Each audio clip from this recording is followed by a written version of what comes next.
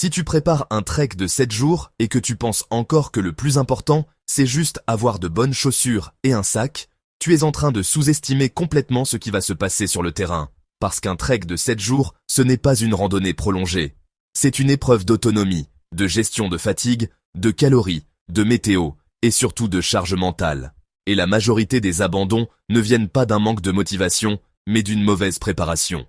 Dans cette vidéo, tu vas avoir la checklist complète, ultra concrète et technique pour préparer un trek de 7 jours sans erreur critique, que ce soit dans les Alpes, les Pyrénées ou sur un GR en France.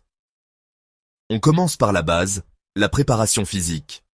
Un trek de 7 jours, c'est en moyenne entre 5 et 8 heures de marche par jour, avec du dénivelé et un sac entre 8 et 15 kilos. Ton corps doit être préparé à répéter cet effort plusieurs jours d'affilée.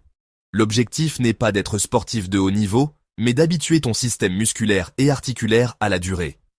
Idéalement, tu dois faire au moins 3 à 5 sorties longues avant le départ, entre 10 et 20 km, avec du dénivelé si possible, et surtout avec ton sac chargé exactement comme en conditions réelles.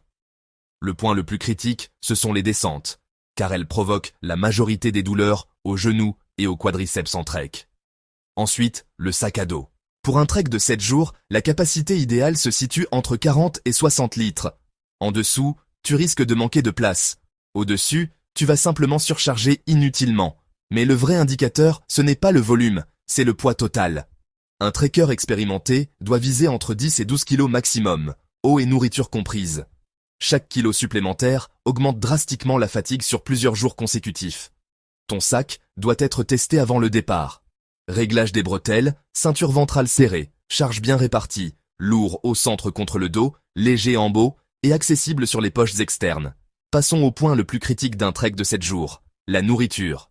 Ton corps va consommer entre 35 et 55 kcal par kilo de poids corporel et par jour selon le terrain et le dénivelé. Concrètement, un homme de 75 kg dépense environ 3300 à 3600 calories par jour. Une femme de 60 kg, environ 2400 à 2600 calories. Sur 7 jours, cela représente plusieurs kilos de nourriture, et surtout une contrainte de densité énergétique. Tu dois maximiser les calories par gramme. La règle de base est simple. 50 à 55% de glucides pour l'énergie immédiate, 30% de lipides pour l'endurance et 15% de protéines pour la récupération. Ta checklist alimentaire doit inclure flocons d'avoine pour le petit déjeuner, fruits secs, noix, amandes, chocolat noir, semoule, riz, pâtes rapides, huile d'olive, repas lyophilisés, barres énergétiques et sources de protéines légères comme thon ou viande séchée. Pour un homme moyen, il faut prévoir environ 3,2 à 3,8 kg de nourriture sèche pour 7 jours. Pour une femme, entre 2,5 et 3 kg. Et c'est un point crucial, parce que la plupart des gens sous-estiment totalement ce poids. On passe à l'hydratation. Tu dois consommer entre 2,5 et 4 litres d'eau par jour selon la chaleur et l'effort.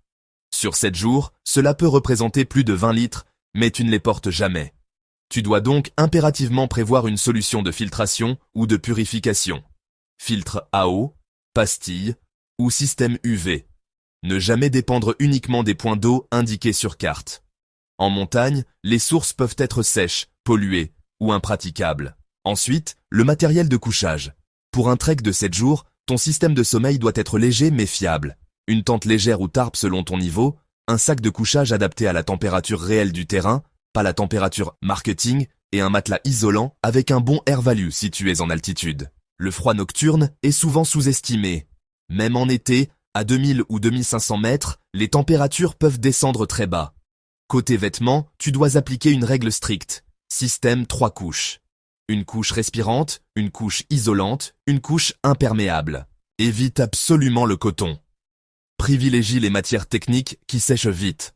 Et même si la météo est parfaite au départ, la veste imperméable reste obligatoire.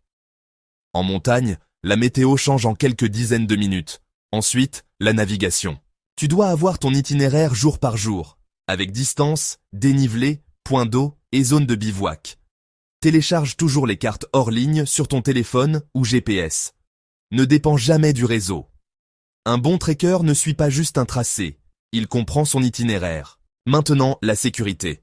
Tu dois toujours informer une personne de ton itinéraire complet. Prévois une marge d'au moins une journée supplémentaire dans ton planning, car la météo ou la fatigue peuvent ralentir fortement l'avancée.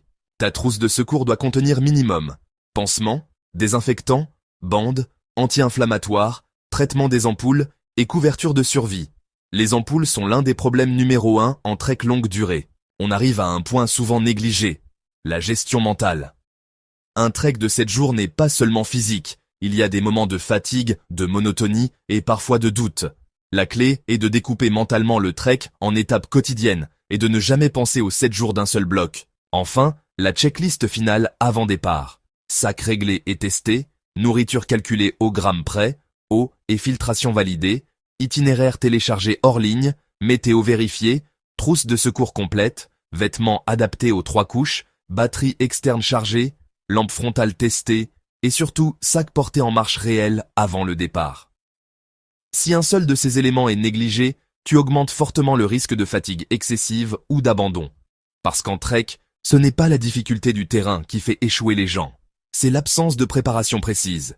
Et si tu retiens une seule chose de cette vidéo, un trek de 7 jours se gagne avant de partir, pas pendant la marche.